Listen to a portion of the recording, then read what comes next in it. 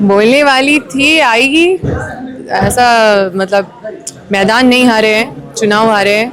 मेरी आवाज़ विधानसभा तक पहुंचाने का भी काम करेंगे। और देखिए, अम्बा प्रसाद बैठने वाली लड़की नहीं है। और अम्बा प्रसाद ऐसी नहीं है जो शांति से मतलब हार मान ले। सीरियल भी आपका हजारीबाग में देख रहे हैं, युवा लोग काफ़ी अग्रेसिव हैं, तो जबकि रिजल्ट आ गया है, कुछ मामले कोर्ट में भी लंबित हैं। क्या लगता है कि ये राजनीतिक से प्रेरित है या फिर सच में युवा प्रोटेस्ट है? देखिए, लोगों को गुमराह करे, साड़ी बांट रहे, लहंगा बांट रहे हैं, लेकिन लोगों का इश्यूज से कोई मतलब नहीं। कोई धर्म के नाम पे लोगों को बांट के राजनीति कर रहे हैं। क्या आप भी मानते हैं कि 24 जिला में से हजारीबाग जिला अनरेस्ट है? जी बिल्कुल मानते हैं। वहाँ पे दलाली, वहाँ पे माफियागिरी, वहाँ पे गुंडागर्दी, वहाँ पे मतलब लोगों के अंदर डर। में भी हंसी का बात ये है कि इसमें भी विपक्ष मतलब विरोध करते हैं। उनको ये नहीं समझ में आता अनुपूरक बजट का मतलब क्या होता है। अनुपूरक बजट मतलब इसमें विरोध करने का क्या औचित्य है और इसमें क्या तर्क है। विधानसभा सदन के चौथे सत्र है आज, और बड़कागांव की पूर्व विधायक अम्बा प्रसाद पहुंची हुई है। तस्वीरों में आप साफ देख पा रहे हैं। सीधे तौर पे बात करते हैं कि क्या कुछ कहती हैं सदन के ये चौथे दिन में आने का क्या कुछ है। विधानसभा सत्र का आज आखिरी दिन है। कल अनुपूरक बजट पेश हुई है और ऐसे में आप अभी आए हुए हैं। देखिए, अनुपूरक बजट हमको लगता है विपक्ष समझते भी नहीं है अनुपूरक बजट क्या होता है। और अनुपूरक बजट में भी हमने देखा कि विपक्ष विरोध कर रहे हैं। ये कोई बात हुआ? अनुपूरक बजट तो सब सारे विभाग अपना डिमांड भेजते हैं और हर साल अनुपूरक बजट, सप्लीमेंट्री बजट पास होता है। तो इसमें अगर विरोध होता है तो ये हास्यास्पद है कि इसमें भी विरोध करने आ जाते हैं। मतलब अनुपूरक बजट तो आता ही आता है। और इसमें इस बार कई सारी चीज़ें आई हैं। मैया सम्मान योजना के लिए राशि भी आई है। तो कल मैया योजना की राशि का किस्त जाना था 11 को, लेकिन गई नहीं। अनुपूरक बजट में ये राशि आई है और आगे इसको इम्प्लीमेंट किया जाएगा। कहाँ चूक हो गई बड़कागांव में, जबकि आप काफ़ी एक्टिव दिख रहे थे? देखिए, दुख तो होता है जब आप दिल से काम करते हो।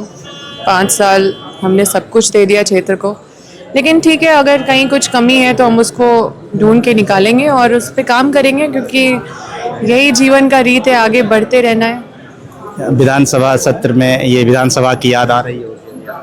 बिल्कुल मिस तो कर रहे हैं विधानसभा को। लोग कमियां भी देख रहे हैं कि कोई बोलने वाली थी लेकिन वो नहीं है। बोलने वाली थी, आएगी। ऐसा मतलब मैदान नहीं हारे हैं, चुनाव हारे हैं। मेरी आवाज़ विधानसभा तक पहुंचाने का भी काम करेंगे और दूसरे माध्यम है, हर एक माध्यम पे हम लोग काम करेंगे। हम लोग बैठने वाले लोग नहीं हैं, हार मानने वाले लोग नहीं हैं। और मेरे क्षेत्र की जनता को हमसे बहुत उम्मीद है। मेरा वोट भी अच्छा खासा आया है, लगभग 1 लाख से कुछ हज़ार कम आए हैं। तो ठीक है।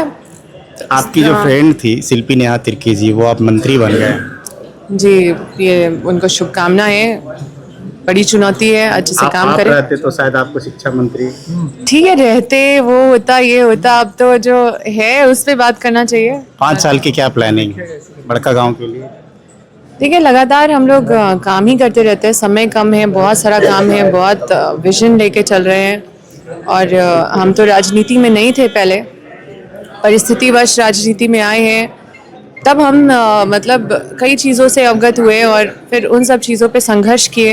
विधानसभा में सबसे ज़्यादा क्वेश्चन उठाने वाले विधायक में हम थे। लेकिन ठीक है, इस चीज़ को कहीं भी हम कम नहीं होने देंगे, सड़क में हो या फिर क्योंकि मेरी सरकार है, तो हम डायरेक्ट आके जो भी संबंधित समस्या है वो अपने मंत्रीगण से, विधायकगण से और माननीय मुख्यमंत्री जी से ज़रूर उनको अवगत करा सकते हैं। पश्चिम बंगाल की प्रभारी आपको बनाया गया है, तो कब जा रहे हैं आप? गए थे, जाके आए हैं और जाते रहना बीच बीच में। तो वहाँ पे प्रभारी है, तो उस नाते 50 साल से ज़्यादा लगभग वहाँ पे सरकार कांग्रेस की नहीं बनी और बड़ी चुनौती है। अभी समय लगेगा चीज़ों को ठीक होने में। अभी तो हम शुरुआत ही किए हैं वहाँ पे चीज़ों को समझना। आगे कोशिश करेंगे अपना छाप छोड़ने का। 1-2 मुद्दे जो है सो अभी देखा जा रहा है कि इधर सदन चल रहा है, उधर कुछ प्रोटेस्ट वगैरह भी हो रहा है।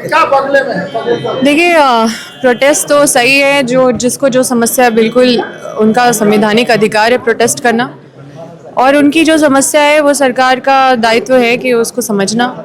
तो मुझे पूरा उम्मीद है कि सरकार उन सब चीज़ों पे अपनी नज़र रखी हुई होगी, और जो संबंधित मंत्री हैं, जो संबंधित विधायक है, वो उनकी आवाज़ को विधानसभा में बुलंद करेंगे। हम लोग भी अपने माध्यम से उनकी बात को पहुंचाने का काम करेंगे जो संबंधित मंत्री हैं, माननीय मुख्यमंत्री जी से। और समस्याएं तो बहुत है झारखंड में, एक एक करके। सीजीएल भी आपका हजारीबाग में देख रहे हैं, युवा लोग काफ़ी अग्रेसिव हैं, तो जबकि रिजल्ट आ गया है, कुछ मामले कोर्ट में भी लंबित हैं। देखिए, इसमें क्योंकि क्या लगता है कि ये राजनीतिक से प्रेरित है या फिर सच में युवा प्रोटेस्ट है? देखिए, कोई बोल रहे हैं राजनीति से प्रेरित है, कोई बोल रहे हैं कि हम लोग स्टूडेंट का सुन चुके हैं, कोई स्टूडेंट बोल रहे हैं कि हमारा मतलब ये डिमांड है, ये इश्यूज है। तो एक टेबल पे चीज़ों को लाने का ज़रूरत है ताकि एक पारदर्शिता और एक सेटिस्फैक्शन, संतुष्टि स्टूडेंट्स के बीच में आए, अधिकारी भी संतुष्ट रहे कि कोई चीज़ उनकी तरफ से कोई कमी नहीं रही है, और सुचारू रूप से सारा काम चलता रहे, किसी का नुकसान नहीं हो, स्टूडेंट का नुकसान नहीं हो। उसके लिए हम लोग भी कोशिश करते रहते थे, और अभी भी कुछ मेरा तो इलेक्शन से पहले भी यही स्टैंड था कि स्टूडेंट को सुना जाए और उनको संतुष्ट किया जाए। देखिए, आपके जो गठबंधन के मंत्री हैं, गिरिडीह के विधायक और मंत्री सुदीप कुमार सोनू जी, वो कल कह रहे थे कि 24 जिलों में हजारीबाग ईपी सेंटर क्यों है और हजारीबाग जिला ही अनरेस्ट जिला क्यों है। तो इस पे अम्बा प्रसाद का क्या मेरा यही कहना है कि वहाँ पे बीजेपी के सभी लोग वहाँ पे जनप्रतिनिधि हैं, और सबसे ज़्यादा आप देखिएगा कि इश्यूज और मतलब कई चीज़ें होती रहती है, लेकिन जिस तरह से सक्रियता वहाँ के जनप्रतिनिधि को दिखाना चाहिए, एक अगर लड़ रहा है तो आपको एक ही लड़ता हुआ दिखेगा। मतलब कोई लोगों को गुमराह करे, साड़ी बांट रहे, लहंगा बांट रहे हैं, लेकिन लोगों का इश्यूज से कोई मतलब नहीं। कोई धर्म के नाम पे लोगों को बांट के राजनीति कर रहे हैं, लेकिन आप धर्म का चोला पहन लीजिए, तो वो धर्म का चोला पहन के क्या रोजी रोटी और रोजगार उससे मिलेगा क्या लोगों को? तो ये एक विषय है, और लोगों को गुमराह बहुत किया जाता है कुछ कुछ बोल के, और लोग भोले भाले हैं, लोग भी उनके बाद में आ जाते हैं, लेकिन फिर बाद में उनको भी रिग्रेट होता है। और क्या आप भी मानते हैं कि 24 जिला में से हजारीबाग जिला अनरेस्ट है? जी बिल्कुल मानते हैं। वहाँ पे दलाली, वहाँ पे माफियागिरी, वहाँ पे गुंडागर्दी, वहाँ पे मतलब लोगों के अंदर डर, ये सब चीज़ आपको बहुत देखने को मिलेगा। वही अगर आप दूसरे क्षेत्र में जाइए तो ये सब देखने को नहीं मिलेगा। लोग काफ़ी मतलब खुल के जीते हैं, अपनी बात को मतलब रखते हैं, और कोई छोटा सा भी अगर कुछ गलत करता है तो वो चीज़ तुरंत उस पे एक्शन लिया जाता है। यहाँ पे मतलब पूरा नेक्सस फैला हुआ है, और इस नेक्सस को तोड़ने के लिए कई स्तर पे बदलाव का ज़रूरत है। ये सिर्फ सरकार के स्तर से संभव नहीं है, ये लोगों को मतलब सामाजिक स्तर पे और प्रशासनिक स्तर पे बोलिए, या फिर लोगों को भी हिम्मत करके एकजुट होना होगा, अपनी लड़ाई के लिए खड़ा होना होगा। लेकिन जो एक माहौल है वो पूरा मतलब एक अलग ही माहौल आपको देखने को मिलेगा। जीते हुए जनप्रतिनिधि से इतर अब अम्बा प्रसाद के पास 5 साल समय है, तो वो जो अनरेस्ट जिला है उसमें शायद बड़का गांव भी आता है। जी तो क्या अब ये 5 साल में अम्बा प्रसाद का क्या कुछ कार्य होगा? देखिए, अम्बा प्रसाद बैठने वाली लड़की नहीं है, और अम्बा प्रसाद ऐसी नहीं है जो शांति से मतलब हार मान ले। मेरे अंदर हार और जीत से अम्बा प्रसाद का कोई मतलब नहीं है। अम्बा प्रसाद है, और मेरा पहचान, मेरा संघर्ष ही मेरा पहचान है, और हम संघर्ष के ही उपज है। तो संघर्ष अभी भी संघर्ष है, बड़ी चुनौती है मेरे पास, क्योंकि हम अभी उस संवैधानिक पद में नहीं है, लेकिन हमको अब लोगों का काम बिना संवैधानिक पद में रहते हुए करना है। तो ये चुनौती स्वीकार करके और अपने लोगों के लिए खड़े होने के लिए हम तैयार हैं। आखिरी अनुपूरक बजट जो पेश हुई है कल, आज जो उस पर चल रही है, तो ये कैसा रहेगा प्रदेश की जनता को लेके?